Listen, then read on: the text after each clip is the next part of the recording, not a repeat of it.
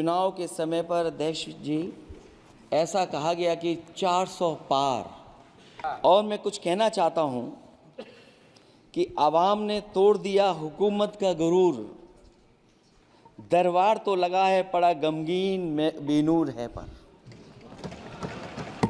अध्यक्ष महोदय, दरबार तो लगा है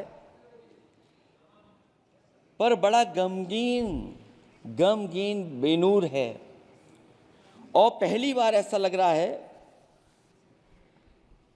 हारी हुई सरकार विराजमान है। जनता कह रही है चलने वाली नहीं सरकार। अध्यक्ष महोदय, जनता कह रही है चलने वाली नहीं, ये गिरने वाली सरकार है। और क्योंकि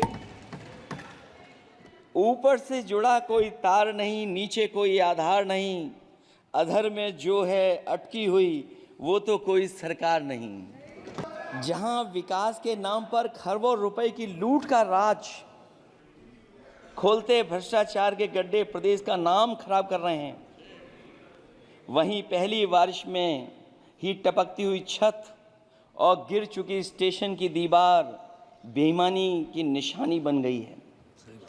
अध्यक्ष महोदय, विकास का ढिढोरा पीटने वाले इस विनाश की जिम्मेदारी कब लेंगे?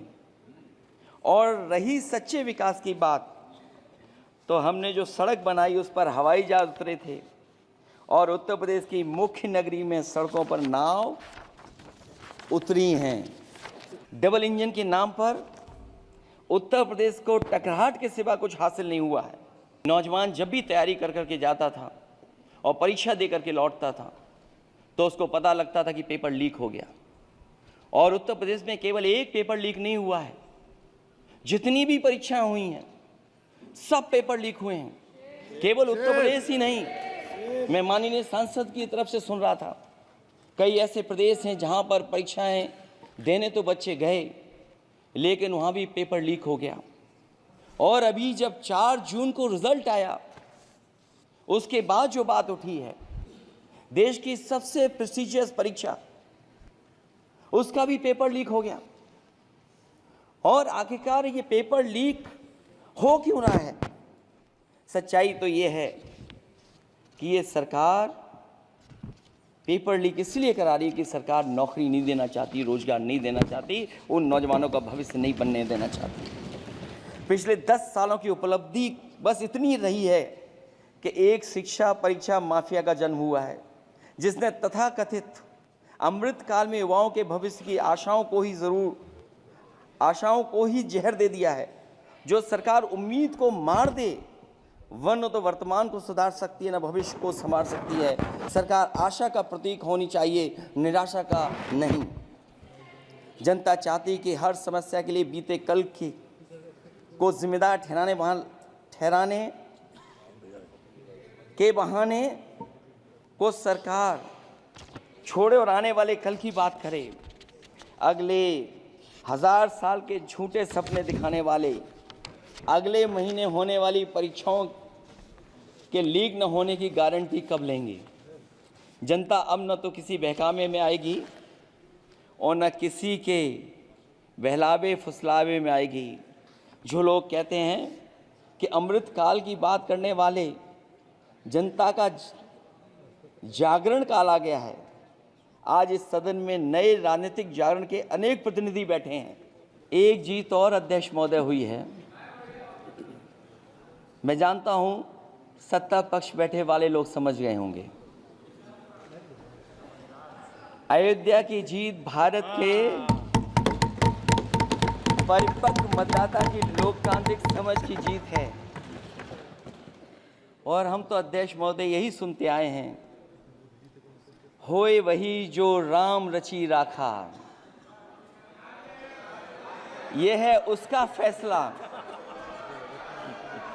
अध्यक्ष महोदय, होई वही जो राम रची राखा, यह है उसका फैसला।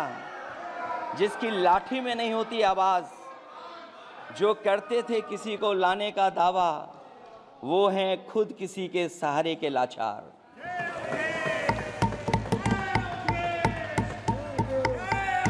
अध्यक्ष महोदय,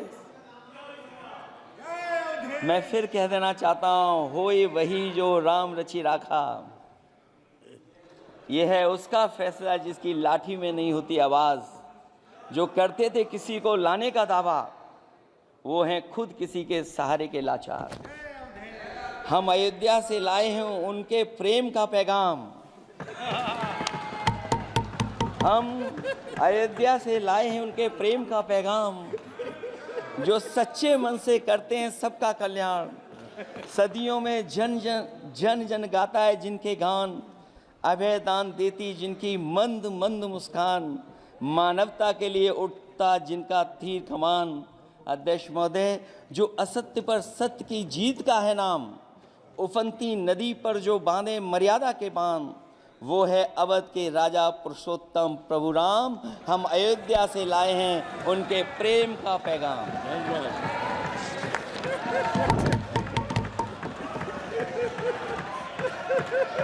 अध्यक्ष महोदय, कुछ बातें समय और काल से परे होती हैं, इसलिए आज यहाँ उत्तर प्रदेश के सदन में पढ़ा गया एक शेर याद आ गया,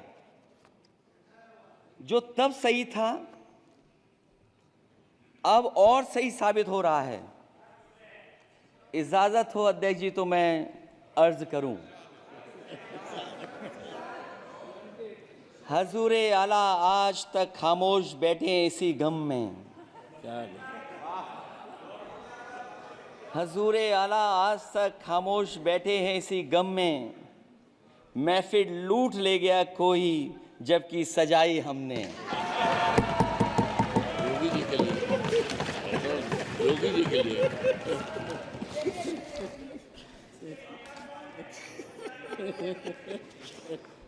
इंफ्रास्ट्रक्चर में भेदभाव हुआ है, बल्कि हमें याद है कि प्रधानमंत्री जी ने बड़े पैमाने पे गांव गोद लिए थे। और सोचिए, अगर देश के प्रधान सांसद अगर किसी गांव को गोद ले लें और उस गांव की तस्वीर न बदले, तो शायद मैं नहीं समझता हूं कि किसी गांव की तस्वीर 10 साल में बदली होगी। मुझे वो गांव जिसको उन्होंने गोद लिया,